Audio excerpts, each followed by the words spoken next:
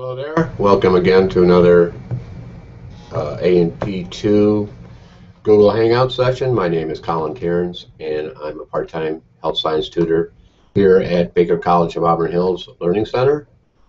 Today I'll be pulling up a PowerPoint for Chapter 17, Digestive System, and I'll get started with that right now.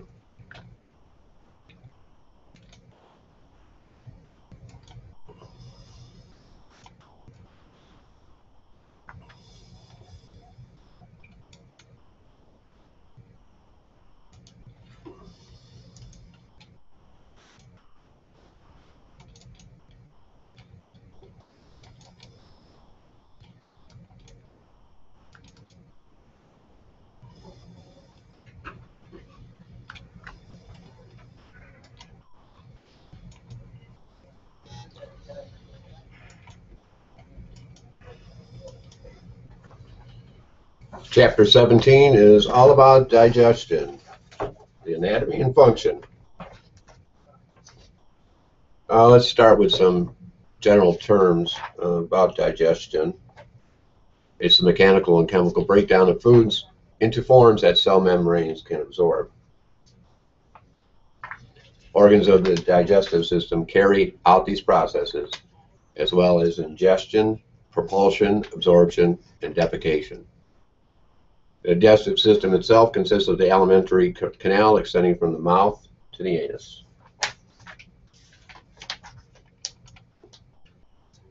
And here's a slide of the different organs in the digestive system, starting with the accessory organs, the salivary glands, the mouth, the pharynx, the esophagus, the stomach, the liver, gallbladder, pancreas, the small intestine, the large intestine, the rectum, and the anus.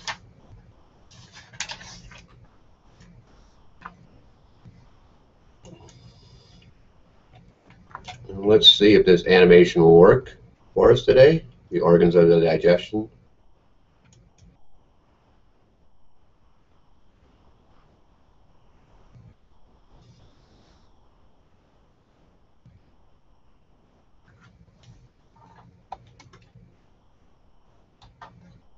Mastication. Salivary glands located near the oral cavity secrete saliva, which begins chemical digestion and keeps the food moist. As food is swallowed, the soft palate blocks the upper pharynx to prevent food from entering the nasal cavity, and multiple voluntary muscles in the face, neck, and tongue contract, pushing food particles through the pharynx. The food passes over the epiglottis, which prevents food entry into the respiratory system, and then into the esophagus, which connects the pharynx to the stomach. The one-way movement of the food mass, now called a bolus, is controlled by wave-like involuntary muscle contractions. This movement is known as peristalsis. The bolus now enters the stomach. Folds in the stomach wall, called rugae, allow for expansion as the stomach fills. Stomach cells secrete hydrochloric acid, pepsinogen, and various regulatory hormones that chemically digest the bolus. Muscular contractions in the stomach churn its contents to further break down the bolus and mix it with stomach secretions to form a thick liquid called chyme. Chyme exits the stomach through the pyloric sphincter and enters the small intestine, the major site of nutrient absorption. The small intestine consists of three parts: the duodenum, jejunum, and ileum. Bile from the liver and digestive enzymes from the pancreas empty into the duodenum to aid in digestion. Absorbed nutrients pass from the lumen of the small intestine into blood and lymph. Chyme not absorbed in the small intestine enters the large intestine. As it passes through the cecum and ascending, transverse, descending, and sigmoid colon, water and salts are absorbed and chyme is converted into feces. The rectum stores feces until nervous stimulation initiates the defecation reflex, resulting in elimination through the anal canal.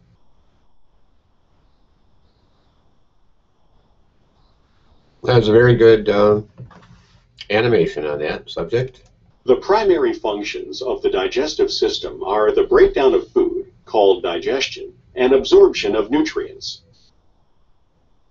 Digestion begins in the mouth, where the teeth break food into smaller particles during mastication.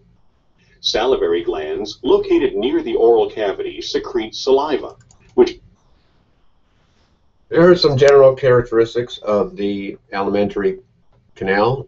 It's a muscular tube about 8 meters long, extending from the tongue all the way to the anus. The wall of the alimentary canal consists of 4 distinct layers developed at different degrees from region to region. The mucosa, or mucous membrane, is formed of surface epithelium, underlying connective tissue, and a small amount of smooth muscle. In some regions, the mucosa is folded with tiny projections that extend into the passageway, or the lumen, of the digestive tube. The mucosa also has glands that are tubular invaginations into which the lining cells secrete mucus and digestive enzymes. The mucosa protects the tissues beneath it and carries on secretion and absorption. The submucosa is considerably looser, made of connective tissue as well as glands, blood vessels, lymphatic vessels, and nerves. Its vessels nourish the surrounding tissues and carry away absorbed materials. The muscular layer, which provides movements of the tube, consists of 2 coats of smooth muscle tissue. The fibers of the inner coat encircle the tube.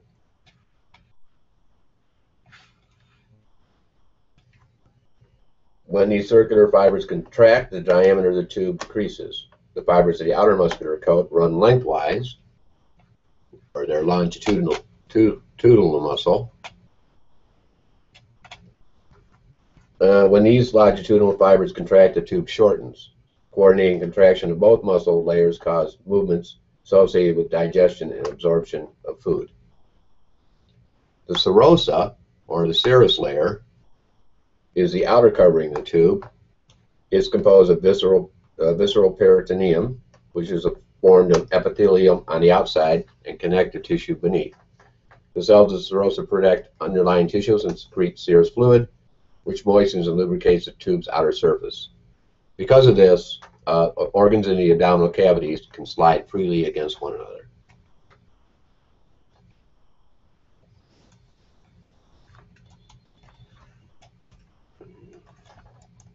We're going to move the slide.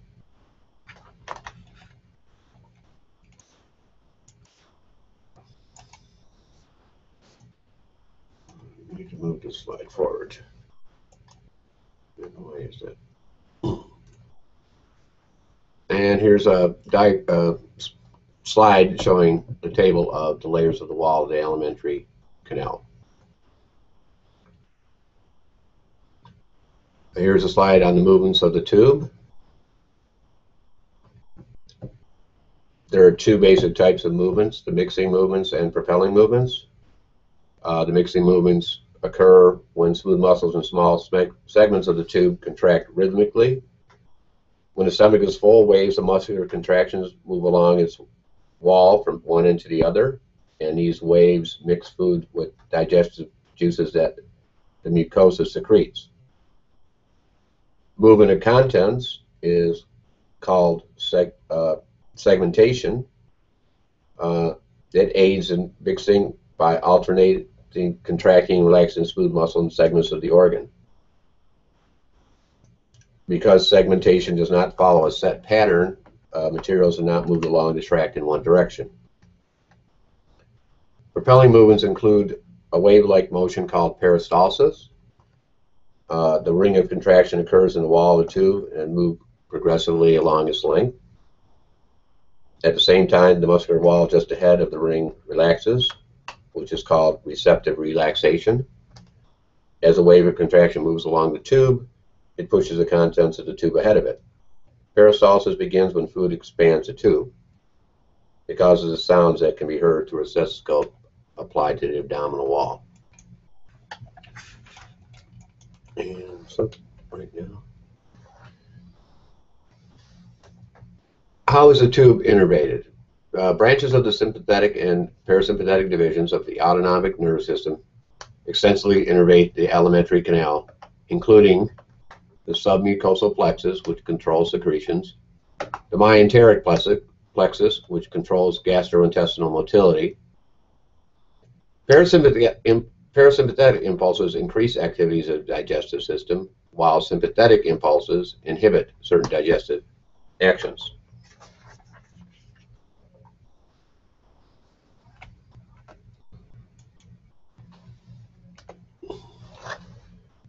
Next, we'll talk about the salivary glands. They secrete saliva, which begins the process of digestion of carbohydrates.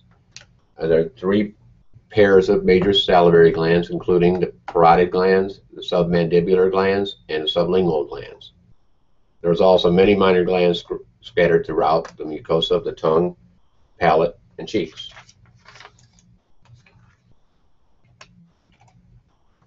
The different salivary glands have varying proportions of two types of secretory cells, serous cells and mucus cells. The serous cells produce watery fluid with a digestive enzyme called salivary amylase. The mucus cells secrete mucus. The parotid glands secrete the clear watery serous fluid, which is rich in salivary amylase. The submandibular glands secrete primarily serous fluid and some mucus, while the sublingual glands secrete primarily mucus. And here's a location of the parotid gland, which is behind the ear. The submandibular gland, located on the side of the mandible, and then the sublingual gland in the front.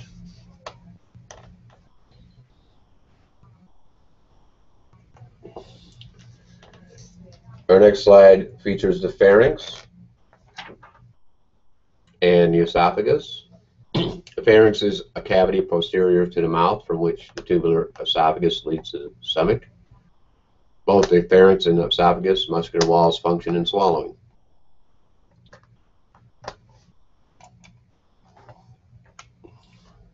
The pharynx can be divided into the following parts: the nasopharynx, the oropharynx, and the laryngopharynx.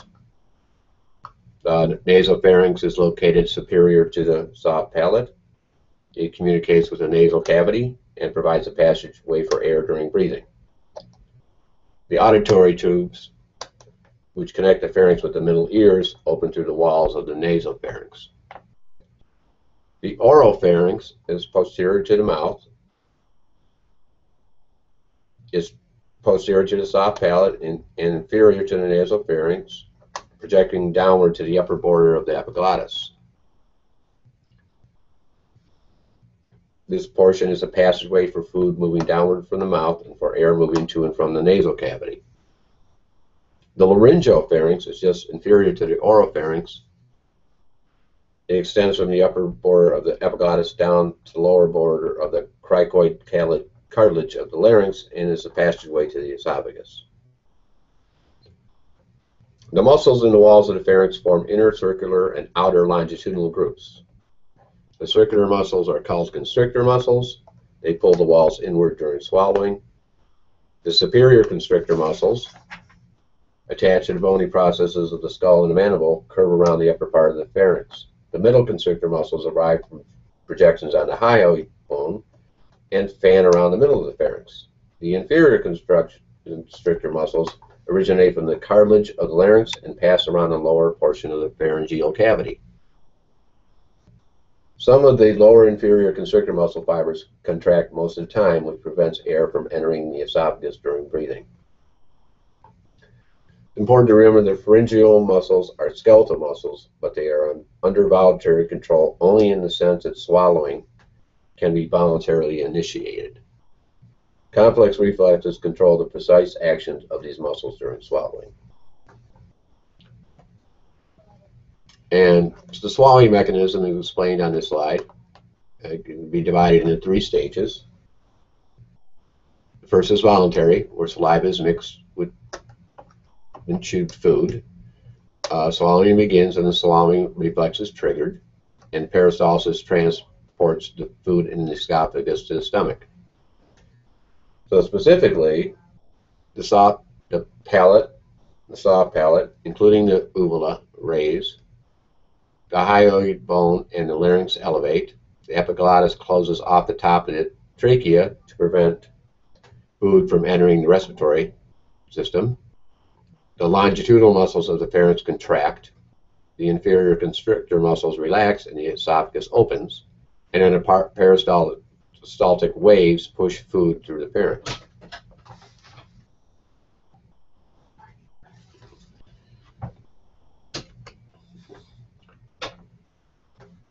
This next slide shows that dynamic happening. The tongue forces food into the pharynx, and then the soft palate, hyoid bone, and larynx are raised. Epiglottis closes. The muscles relax so that the esophagus opens, and then the superior constrictor muscles contract and force food into the esophagus, and peristaltic waves move food through the esophagus to the stomach.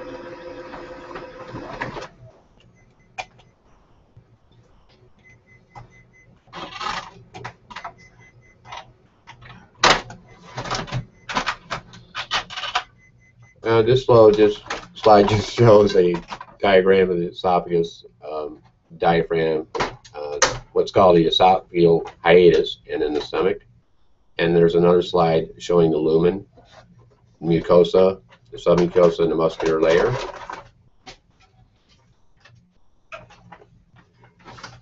Now let's talk about the stomach. That's that J-shaped organ. It's pouch-like, about 25 to 30 meters long, located inferior to the diaphragm in the upper left portion of the abdominal cavity. There's two layers of smooth muscle in the stomach, the inner circular layer and outer longitudinal layer. And there could be a third inner layer of oblique fibers. But the most important thing to remember here is the layers of the stomach are used to mix the food.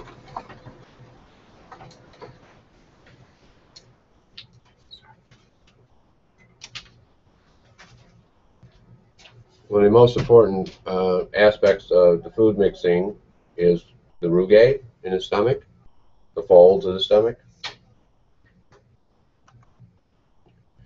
But there's also the aspect of the gastric secretions that help in breaking down the food. The mucous membrane of the stomach has tubular gastric glands that secrete pepsinogen. It's an inactive form of pepsin. Pepsin is formed in the presence of hydrochloric acid. It's a protein splitting enzyme. Hydrochloric acid is secreted from the parietal cells. That's needed to convert pepsinogen to pepsin. Mucus from the goblet cells and the mucus glands to protective to the stomach wall. An intrinsic factor, very important. It's from the parietal cells and it's required for vitamin B12 absorption.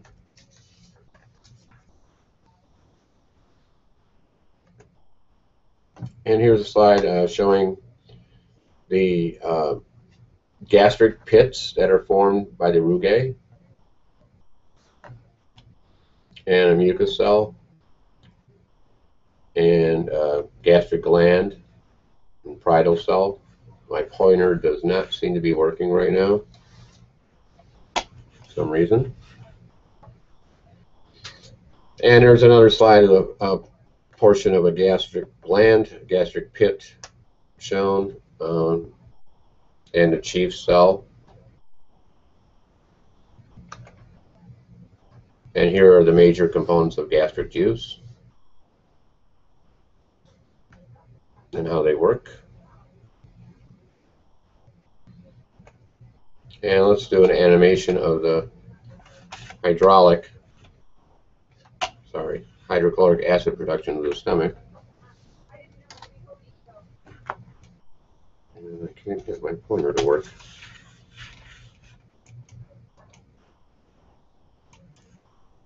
Oh, here we go. Finally. But it won't go inside the animation for some reason. Why is my pointer not working?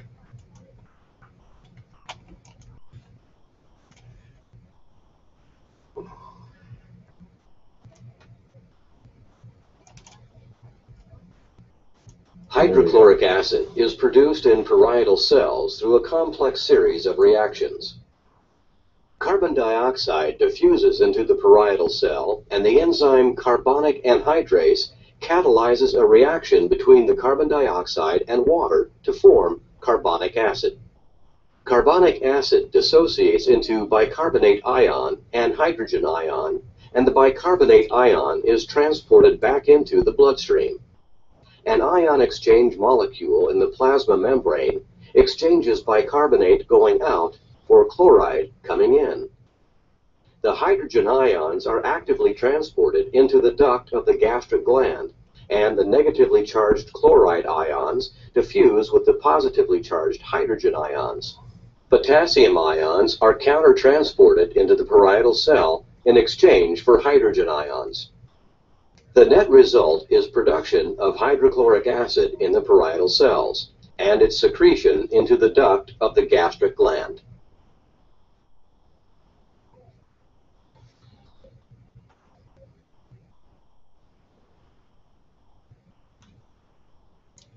Okay, that was a pretty good animation.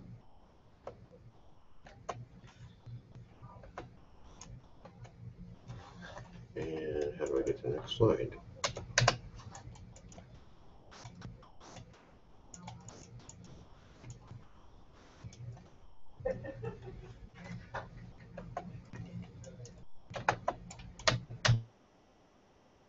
Okay, I'm going to try to get to the next slide here in a second. And for some reason my slideshow has stopped working. Oh, here we go. Okay, let's talk about regulation of the gastric secretions. Parasympathetic preganglionic nerve fiber in the vagus nerve. And that leads to the parasympathetic postganglionic impulses that stimulate the release of gastric juice from gastric glands. The impulses stimulate the release of gastrin, and the gastrin stimulates gastric glands to release more gastric juice. So this would be a positive feedback.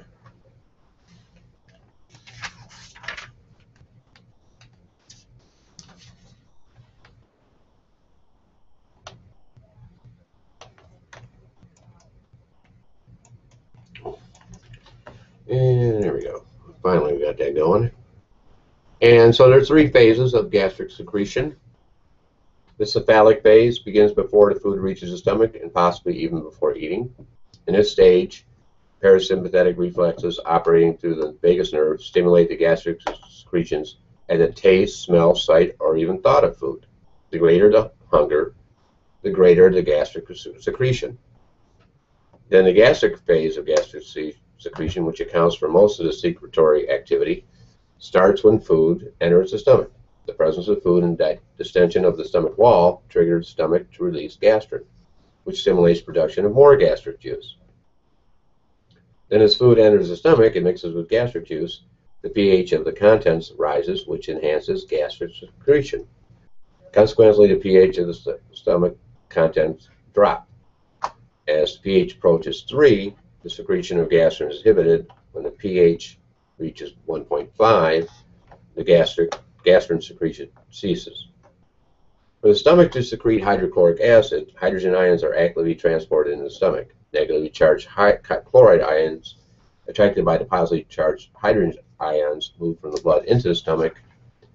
An equivalent number of alkaline bicarbonate ions are released into the blood. Following a meal, the blood concentration of bicarbonate ions increases, and the urine excretes excess bicarbonate ions. This phenomenon is called the alkaline tide. Then in the intestinal phase, the gastric secretion begins when the food leaves the stomach and enters the small intestine. When the food first contacts the intestinal wall, it stimulates intestinal cells to release a hormone, intestinal gastrin, that briefly enhances gastric gland secretion.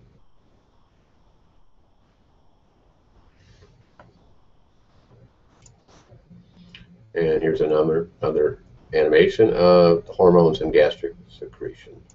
The taste, smell, touch sensation, or thought of food sends nervous impulses to the brain. These impulses cause neurons to stimulate secretion of hydrochloric acid and pepsin in the stomach. Stimulation also results in secretion of gastrin from the lower part of the stomach. This hormone travels through the bloodstream and further stimulates hydrochloric acid and pepsin secretion in the upper and middle parts of the stomach. When food enters and distends the stomach, this distension activates a nerve impulse to the brain and also has a direct stimulatory effect on the gastric glands.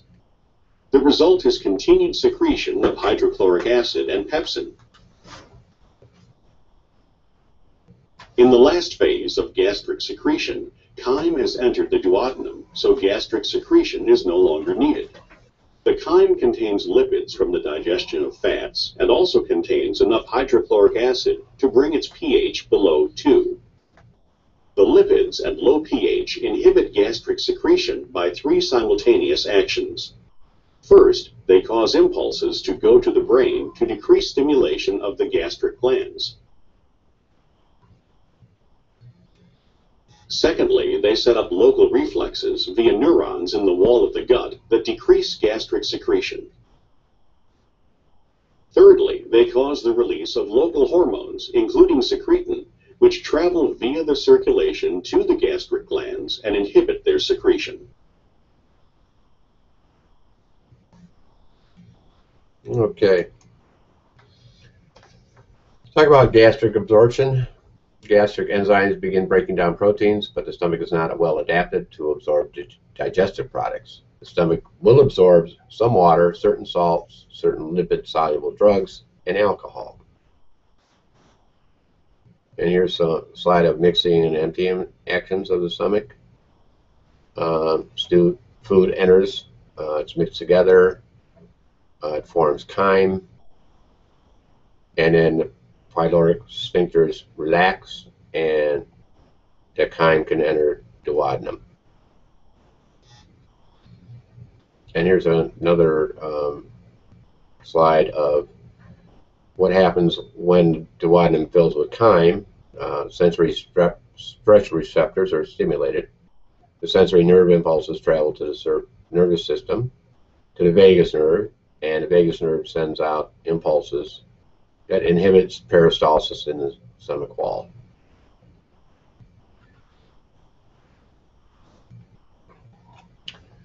Okay, this slide we'll talk about the pancreas.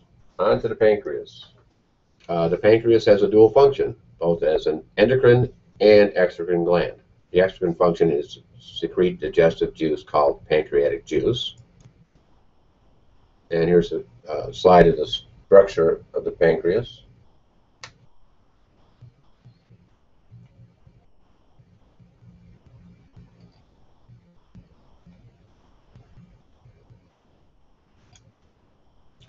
The pancreatic juice contains enzymes that digest carbohydrates, fats, proteins, nucleic acids, and it includes 2 types of enzymes: pancreatic amylase that splits glycogen into disaccharides, and pancreatic lipase that breaks down triglycerides.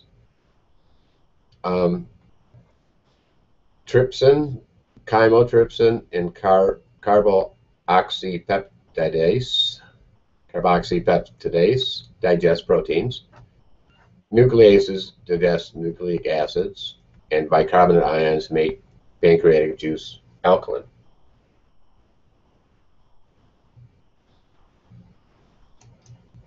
And here's a regulation of pancreatic secretion slide. Acidic chyme enters the duodenum. The intestinal mucosa releases secretin into the bloodstream. The secretin stimulates the pancreas to secrete bicarbonate ions. And then the pancreatic juice, which is rich in bicarbonate ions, passes down the pancreatic ducts to the duodenum. And the bicarbonate ions neutralize the acidic chyme. So there's a hormone signal and then a stimulation of an effector organ.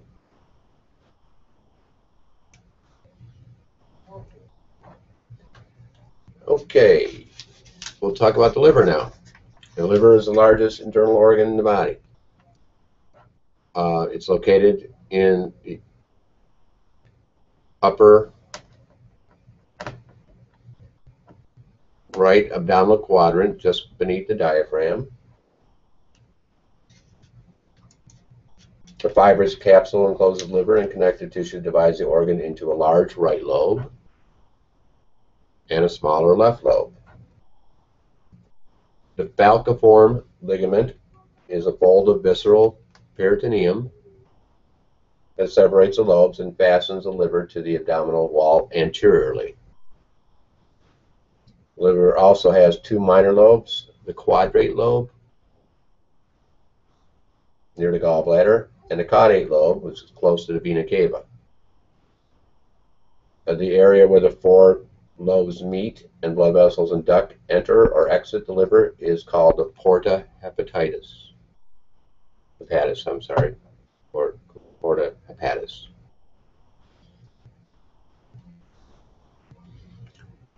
Each of the lobe is separated into many tiny hepatic lobules, which are the liver's functional units. Lobule consists of many hepatic cells radiating outward from a central vein.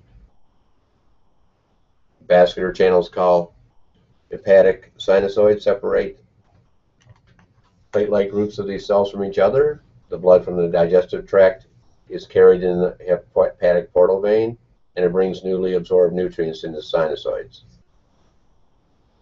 At the same time, oxygenated blood from the hepatic artery mixes freely with the blood containing nutrients, and then it flows through the liver sinusoids and nourishes the hepatic cells.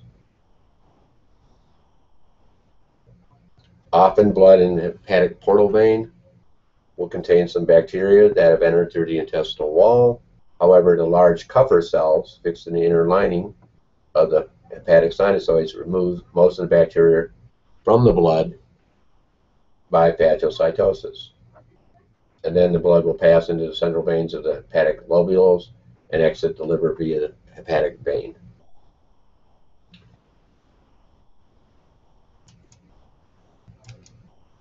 And I can't get my thing to work again. Let's talk about liver functions. The liver carries on many important metabolic activities. It breaks down glycogen into glucose. Produces glycogen from glucose. It does break it down into glucose also.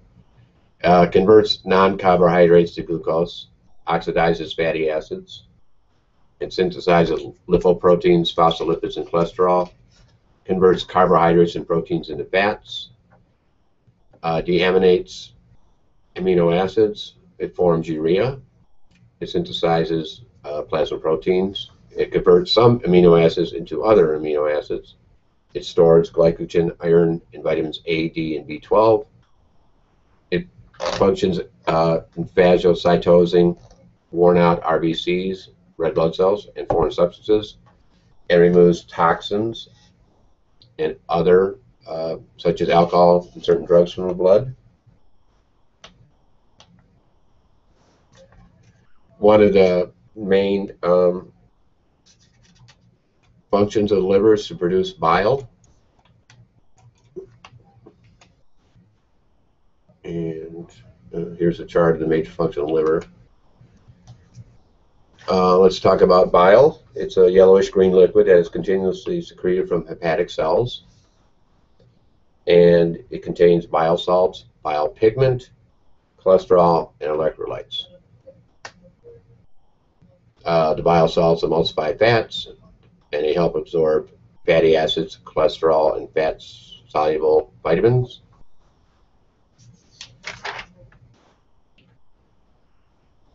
Bile pigments, which are bilirubin and biliverdin, are breakdown products of the hemoglobin from red blood cells. These pigments are normally excreted in the bile. The yellowish skin, sclera, and mucous membranes of jaundice result from excess deposits of bile pigments.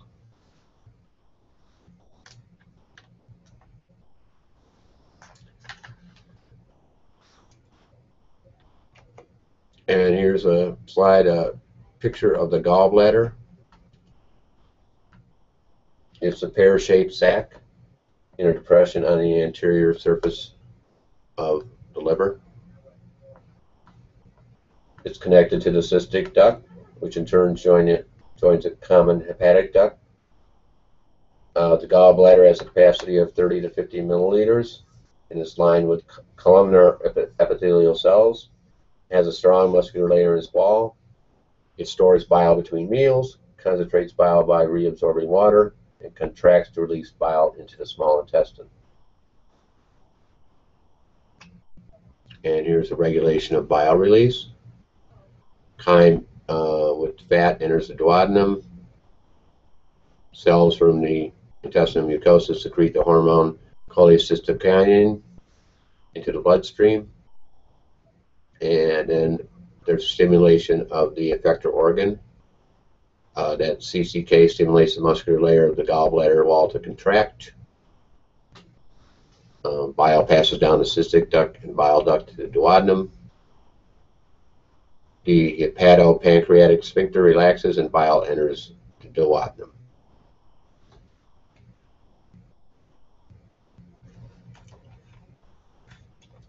I'm still having trouble with my mouse. Get this to work. And here is a chart of the hormones of the digestive tract. Somatostatin is in the gastric cells. It inhibits secretion of acid by parietal cells. I think we talked about the cholecystokinin and the secretin already.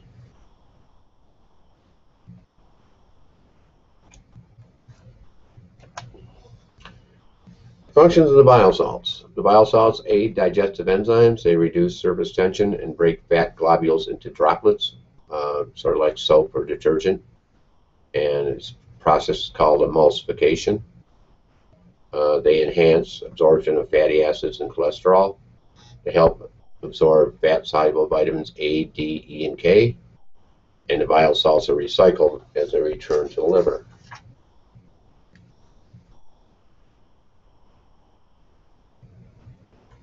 Monoglycerides that form from the action of pancreatic lipase on triglyceride molecules aid in the emulsification process. So overall, emulsification greatly increases the total surface area of the fatty substance, and the resulting droplets will mix with water. Then the lipases can digest the fat molecules more effectively.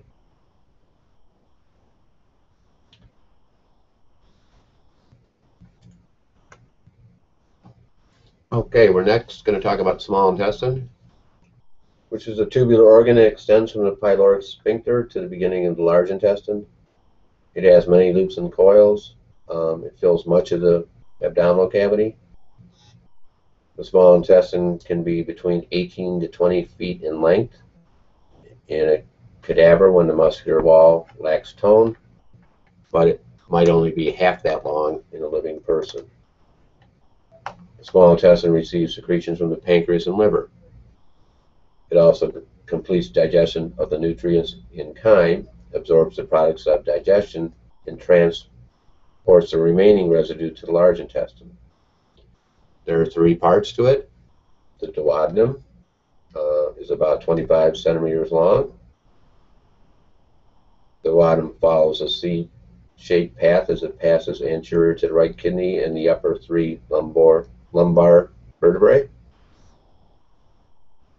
The jejunum is 2/5 of the small intestine, and then the remainder is the ileum. There's no real distinct separation between the jejunum and the ileum, but the diameter of the jejunum is usually greater and its wall is thicker, more vascular in nature, and more active than the ileum, while the ileum has more lymph nodules, which are called Peyer's patches, and a greater bacteria population. The jejunum and ileum are suspended from the posterior abdominal wall by a double-layered fold of peritoneum called mesentery. The mesentery supports the blood vessels, nerves, and lymphatic vessels that supply the intestinal wall. There's a filmy double-folded peritoneal membrane called the greater omentum, which drapes like an apron from the stomach over the transverse colon and the folds of the small intestine.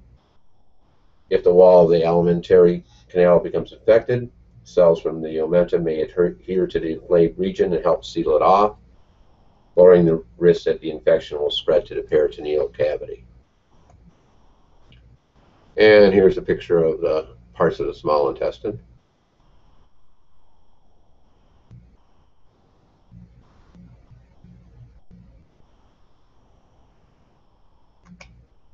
And here's another picture of the greater omentum, and you can see that.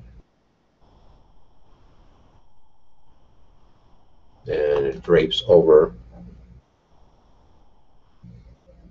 the transverse colon and gallbladder portion of the stomach. Here's the inside of small intestine. You can see the villi. They're called intestinal villi.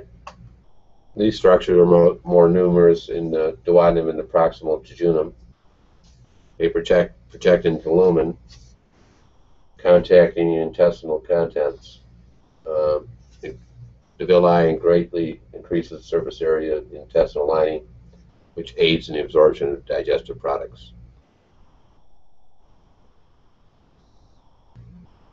Each villus consists of a layer of simple columnar epithelium and a core of connective tissue containing blood capillaries, a lymphatic capillary called a lacteal, and nerve fibers.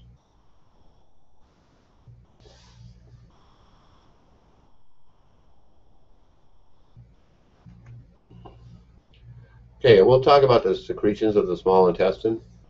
In addition to the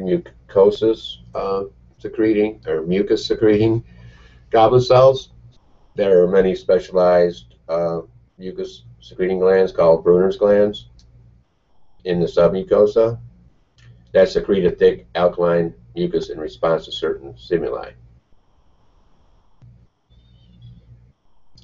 The intestinal glands at the base of the villi secrete large volumes of watery fluid. The villi rapidly reabsorb this fluid, which carries digestive products into the villi. The fluid the intestinal glands secrete has a neutral pH from 6.5 to 7.5, and it lacks digestive enzymes. However, the epithelial cells of the intestinal mucosa have digestive enzymes embedded in the membranes of the microvilli on their luminal surfaces. These enzymes break down food molecules just before absorption takes place. And the enzymes include peptidase, which breaks down peptides into amino acids, sucrase, maltase, and lactase, which break down disaccharides into monosaccharides, lipase, which breaks down fats into fatty acids and glycerol, enterokinase, which converts trypsinogen to trypsin, somatostatin, the hormone that inhibits acid secretion by the stomach, cholecystokinin, the hormone that inhibits gastric glands, stimulates the pancreas to release enzymes in pancreatic juice, and stimulates the gallbladder to release bile, and secretin, that stimulates the pancreas to release bicarbonate ions in the pancreatic juice. How are small intestinal secretions regulated? The mucus protects the intestinal wall in the same way it protects the stomach lining. Therefore, the mucus secretion increases in response to mechanical stimulation and the presence of irritants such as gastric juice. The stomach contents entering the small intestine stimulate duodenal mucus glands to release mucus. Direct contact with chyme chemically and mechanically stimulates the goblet cells and intestinal glands to secrete their products. Distension of the intestinal wall activates the nerve plexus in there and stimulates the parasympathetic reflexes that also trigger release of small intestine secretions.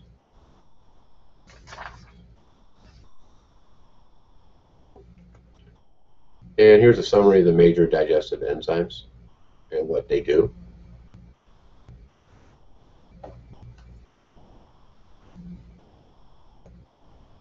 And now we'll talk about absorption in the small intestine.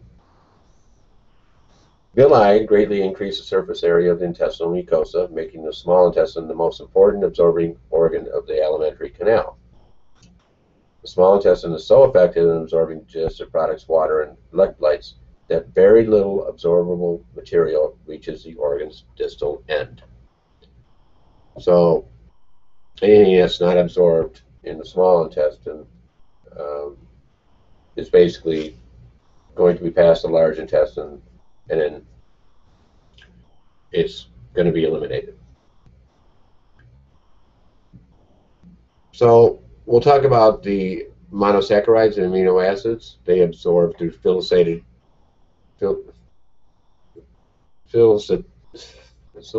diffusion and active transport, and they're absorbed into blood. Large proteins are broken down and absorbed into villi. The fatty acids and glycerol absorbed by several steps involved, as noted, absorbed into lymph and blood. Electrolytes and water absorbed through diffusion, osmosis, and active transport into the blood.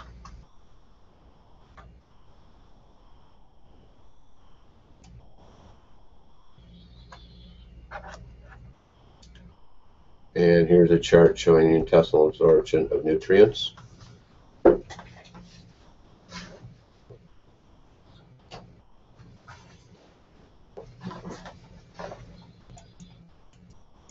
And again, I can't get my mouse to work. A little bit of the chemical breakdown. Maltose and disaccharide.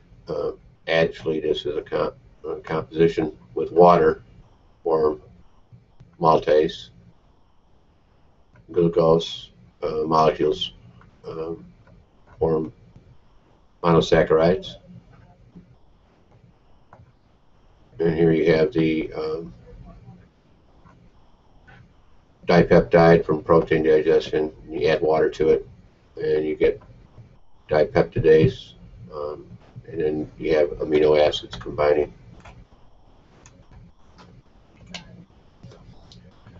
More chemical breakdowns. And basically, what we're talking about is fatty acids resulting from fat digestion enter epithelial cell. And the fatty acids are used to synthesize fats in the endoplasmic reticulum. The fats collect in clusters encased in protein to form chylomicrons. The chylomicrons leave the epithelial cell and enter the lacteals.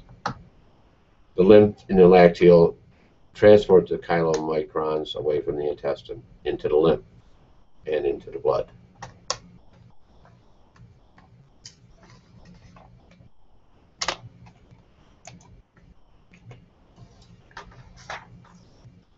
The movements of the small intestine. The small intestine carries on mixing movements and peristalsis, just like the stomach. In the major mixing movement, segmentation, periodic small ring-like contractions cut the chyme into segments and move it back and forth. Segmentation also slows the movement of chyme through the small intestine. Peristaltic waves propel the chyme through the small intestine. These waves are usually weak, and they stop after pushing a chyme a short distance.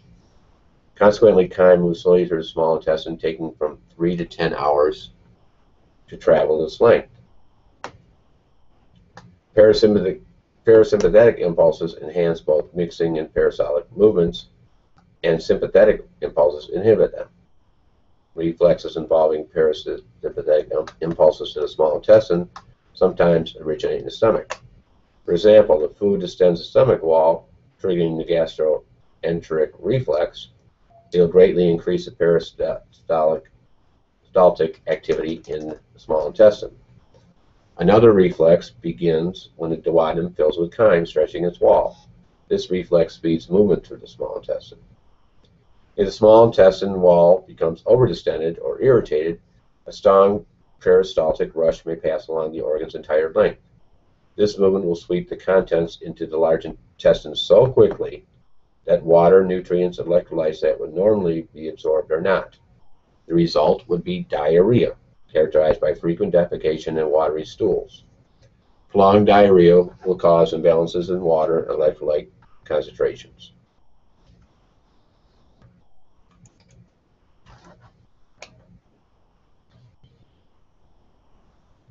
And at the distal end of the small intestine, there's an ileocecal sphincter that joins the small intestine's ileum to the large intestine's cecum.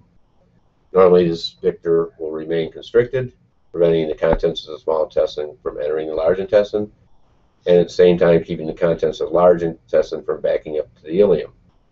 However, after a meal, a gastroileal reflex will increase peristalsis in the ileum and relax the sphincter, forcing some of the contents of the small intestine into the cecum. Let's look at the large intestine. It's named that because of its diameter. It has 5 parts. The cecum at the beginning is a dilated pouch-like structure that hangs slightly inferior to the ileocecal opening. Projecting downward from that is a narrow tube with a closed end called the appendix. There's no known digestive function of the appendix, but it does contain lymphatic tissue. It's suggested that the appendix might store useful bacteria that might otherwise be lost when a person has diarrhea. Next, we have the colon, divided into 4 parts: the ascending, transverse, descending, and sigmoid. The ascending colon begins at the cecum. It extends upward and then turns sharply to the left and becomes a transverse colon. The transverse colon is the longest and most movable part of the large intestine. As the transverse colon reaches the spleen, it turns abruptly downward and becomes a descending colon. At the brim of the pelvis, the colon makes an S-shaped curve called the sigmoid colon, and then finally becomes a rectum. And then the rectum, which lies next to the sacrum, generally follows that curvature. And then the anal canal, at the end of the rectum, it becomes the anal canal. And that canal opens to the outside as the anus. There's 2 sphincter muscles that guard the anus. An internal anal sphincter composed of smooth muscle under involuntary control, and there's an external anal sphincter muscle composed of skeletal muscle under voluntary control. And here's a picture of the parts of the large intestine. So what are the functions of the large intestine? Has little or no digestive function at all. All the digestion has already been done in the small intestine. But it does absorb water and electrolytes to smooth the passage of fecal matter. It secretes mucus. It houses the intestinal flora. It forms the feces, and it carries out defecation. So the movements are similar to those of the small intestine, but slower and less frequent. They also include mixing movements and peristalsis. Mass movements usually follow meals. The defecation reflexes relaxes the internal anal sphincter and then the external anal sphincter. And here's an animation. The reflexes in the colon. Get it to go.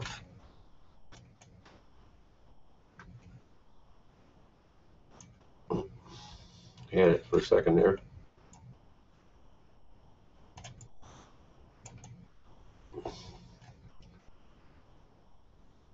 Okay, here we go. The presence of food in the stomach and chyme in the duodenum stimulates mass movements in the colon. Mass movements are integrated by the enteric plexus. They propel the contents of the colon toward the rectum. The presence of feces in the rectum stimulates parasympathetic and local reflexes that result in defecation.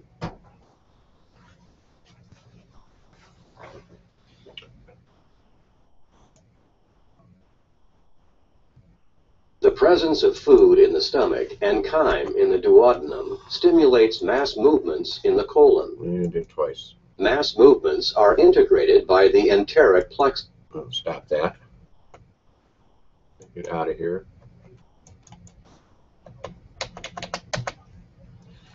Okay, oh, here we go. Okay, feces is composed of materials not digested or absorbed. Includes water, electrolytes, mucus, bacteria.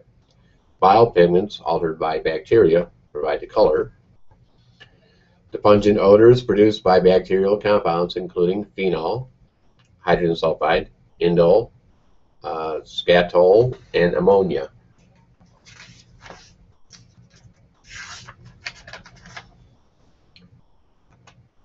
Okay, so let's talk about some lifespan changes that happen to the digestive system. They're slow and slight, and eventually include in the upper digestive system, your teeth may become sensitive, gums may recede, teeth may loosen, break, or fall out, heartburn may become more frequent, constipation may become more frequent, nutrient absorption decreases, and accessory organs age, but typically not necessarily in ways that affect health. Okay, so let's talk about the outcomes to be assessed in this chapter. Describe the general functions of the digestive system.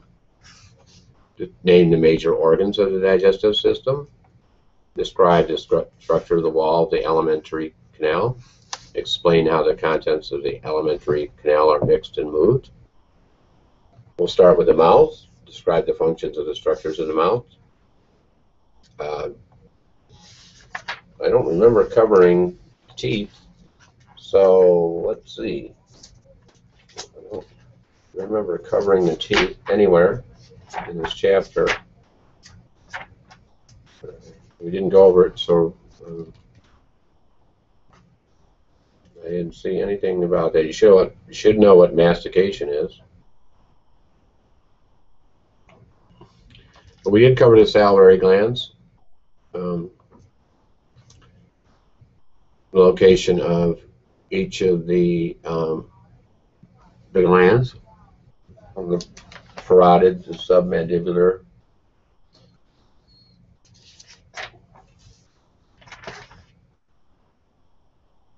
and the sublingual glands, where they're located.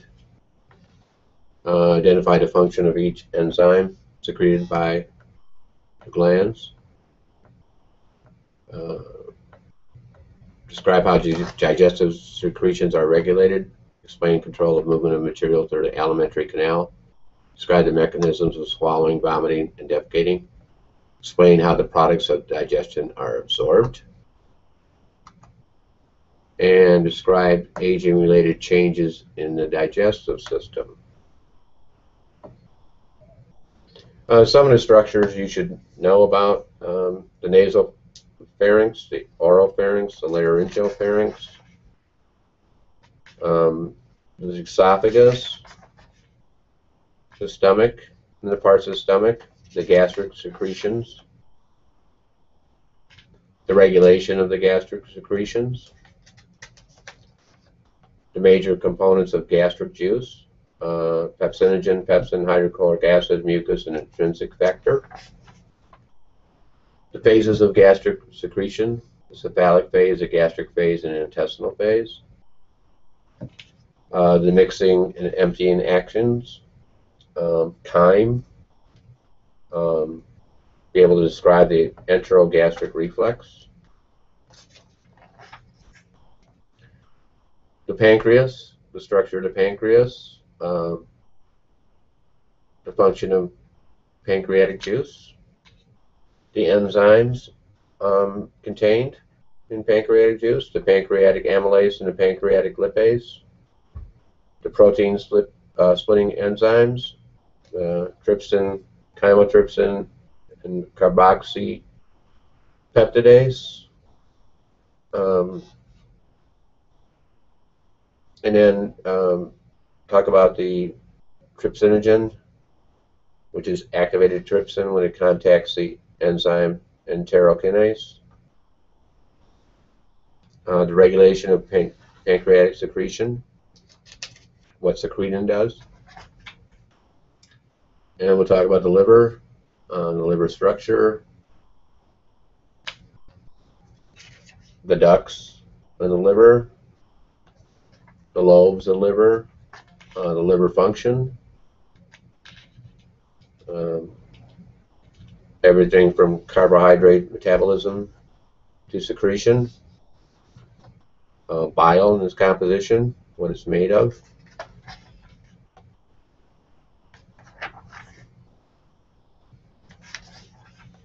the gallbladder, the regulation of bile release, and in functions of bile salts in the process of emulsification. And the small intestine, the parts of the small intestine, the duodenum, jejunum, and ileum, what role the mesentery plays, the greater omentum, and then we'll talk about the structure of the small intestinal wall, what role intestinal villi play, lacteals, the secretions of the small intestines, what kind of enzymes are secreted, the peptidases, the sucrase, the maltase, the lactase, the intestinal lipase. And then we'll talk about the regulation of the small intestinal secretions, and then absorption in the small intestine.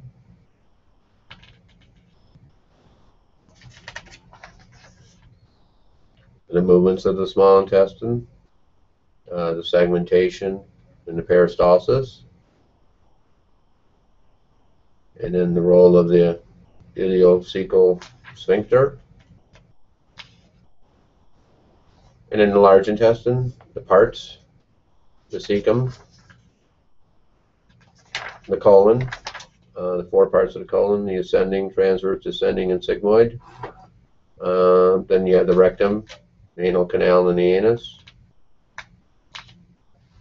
The functions of the large intestine, the vitamin synthesis, such as the K, B12, thiamine, and riboflavin, and the movements of the large intestine.